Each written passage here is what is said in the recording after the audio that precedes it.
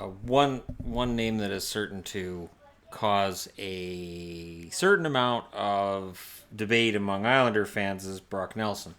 Brock Nelson today signed a 1-year contract worth $4.25 million with the Islanders. And at the end of that 1-year contract, according to Cap Friendly, he's an unrestricted free agent.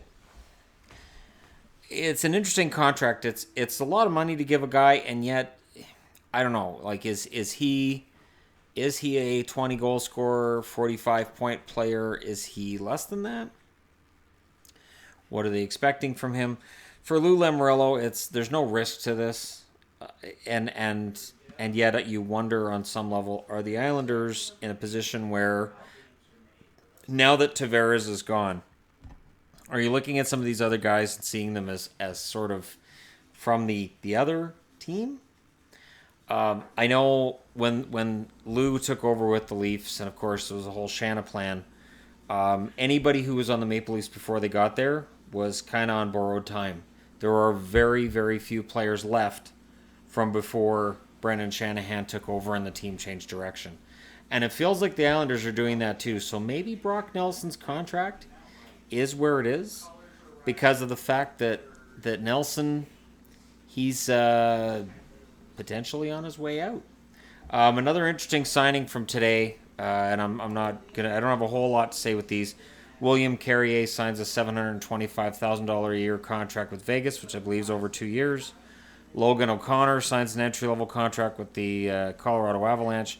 And Brandon Tanev gets a $1.15 million a year contract from the Winnipeg Jets. The Jets, of course, still have a bunch of restricted free agents left to get signed.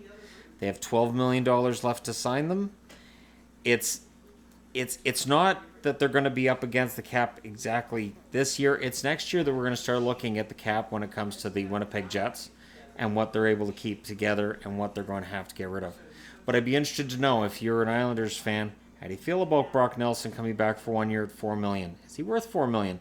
Again, when I've talked to people about Brock Nelson, or I've discussed him on this channel, there have been numerous fans of the Islanders who I don't think would necessarily see him as being worth the $4.25 million. Now, if I just take a look through his contract history, he's coming off of a contract where he was getting paid $2.5 million a year. So he got a raise of $1.75 million. This past year he had 19 goals. The year before he had 20. Of course, his point total dropped 10 points. He went from 45 to 35.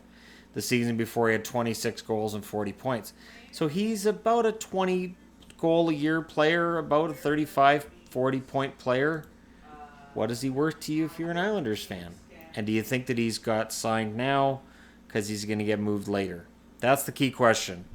When you see these guys getting signed to 1 year, and of course, for the arbitration contracts that you start hearing about, the team has a choice of whether the term's going to be 1 year or 2 years if the player takes them to arbitration. That's the one thing that a team's got control over, and that was the decision made yesterday by the Jets about Jacob Trouba. It was their choice that it was a 1 year contract instead of 2. Again, is he on his way out? And with Nelson, is Nelson just getting a contract now? And could he potentially be on the move at the deadline? I'd be interested to know your thoughts on this one. Don't forget to hit like and subscribe if you're browsing your way through. And anytime that something goes down and something newsworthy takes place, I'll do my best to report it as soon as I can. Thanks again for watching. Hit like and subscribe if you're browsing your way through. You just happened upon this video. I'll talk to you again soon.